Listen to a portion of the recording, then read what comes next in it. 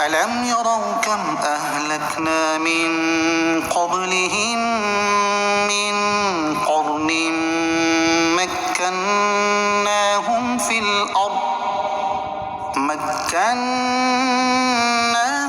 الأرض ما لم نمكن لكم وأرسلنا السماء عليهم مدرارا وجعلنا الأنهار تجري من تحتهم فأهلكناهم بذنوبهم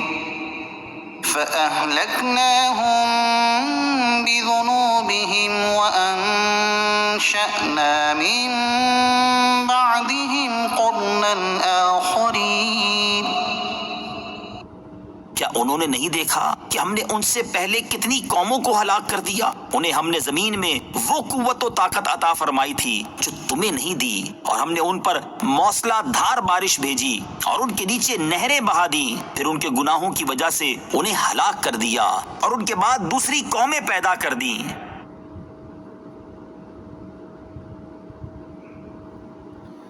اس سے پہلی آیات میں سازش اور وعید کے ذریعے کفار مکہ کو اللہ تعالیٰ کی نشانیوں سے منہ پھیرنے، حق کو جھٹلانے اور اللہ تعالیٰ کی نشانیوں کا مذاق اڑانے سے منع کیا گیا، اور اس آیت میں سابقہ قوموں کا عبرتناک انجام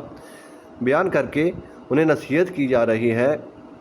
چنانچہ ارشاد فرمایا کہ کیا شام اور دیگر ملکوں کی طرف سفر کرنے کے دوران کفار مکہ نے نہیں دیکھا کہ ہم نے ان سے پہلے کتنی قوموں کو ہلاک کر دیا؟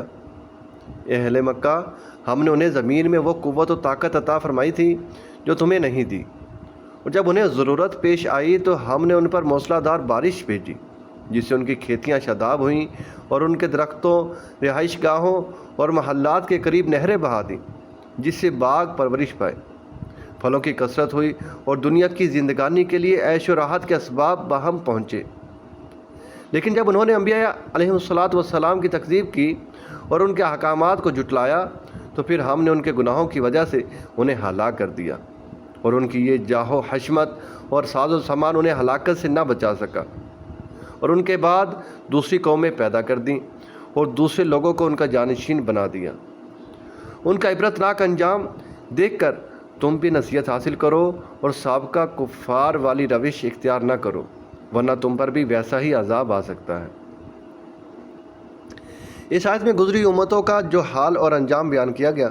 کہ وہ لوگ قوت، دولت اور مال و عیال کی کثرت کے باوجود کفر و سرکشی اور انبیاء کرام علیہ السلام کے احکام کی مخالفت کرنے کی وجہ سے ہلاک کر دیے گئے. اس میں بطور خاص کفار اور عمومی طور پر ہر مسلمان کے لیے عبرت اور نصیحت ہے. اس لیے سب کو چاہیے کہ ان کے حال سے عبرت حاصل کر کے خواب غفلت سے بیدار ہوں اور کفر و سرکشی اور گناہوں کو چھوڑ کر ایمان، اطاعت، عبادت اور نیک کاموں میں مصروف ہو جائیں.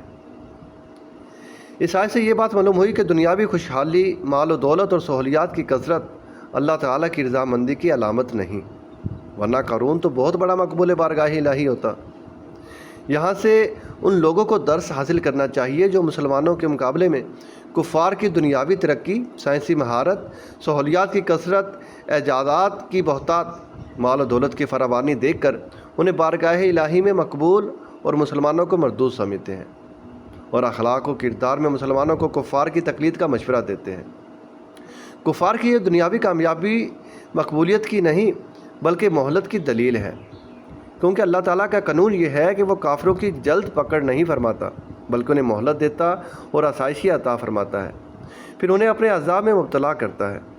نیز نام نہاد دانشور مسلمانوں کو یورپ کی اندھی تقلید کا نہ ہی فرمائے تو بہتر ہے، اور وہ اپنی قانونی سوچ اپنے پاس ہی رکھیں.